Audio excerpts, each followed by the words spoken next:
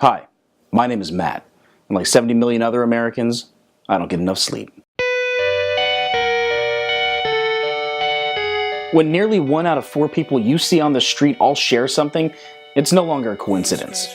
And while the images of the Adderall-popping college students, multitasking workaholics, and the all-night parties set to the delicate sounds of electronically created, pulse-pounding music amidst a sea of day-glow everything permeate our culture, we're the ones to blame for our increasingly scarce amount of good old-fashioned shut-eye.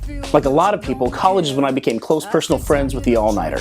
At the end of my junior year, I was averaging 1.5 hours of sleep per night for 2 straight months. Dr. Helen Emselem, medical director of the Center for Sleep and Wake Disorders, says, quote, "There is a huge increase in people carrying 2 jobs, working more hours, and more focus on trying to find time to exercise." And Northwestern University neurology professor Phyllis C. Z adds another snooze stealer to the equation, stating, "With artificial lighting, we've been able to fool our brain and internal clocks that it's still daylight and remain alert. So all that time with your TV, phone, and iPad make it harder to fall asleep." So yeah, modern society seems to be built against getting sleep. And the worst part is, once you start losing sleep, it leads to a litany of problems that make it increasingly difficult to get back on track.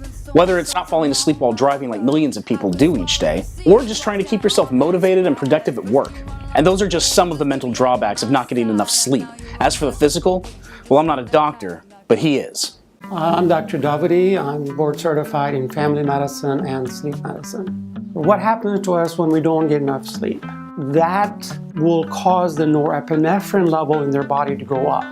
When the norepinephrine level goes up, it affects their sugar, insulin, blood pressure. Once that happens and those things are affected, then depending on what else is going on in their body, it would affect how they would do.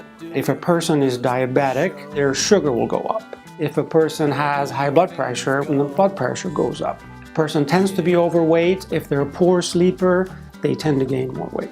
So how can we get the rest that we deserve and desperately need? We have to prioritize our schedule to make sure that we get the number of hours of sleep that we need, or make sure we allow for catch-up time. So if we're up 3 nights in a row, hopefully the 4th or 5th night we can allow our body to catch up.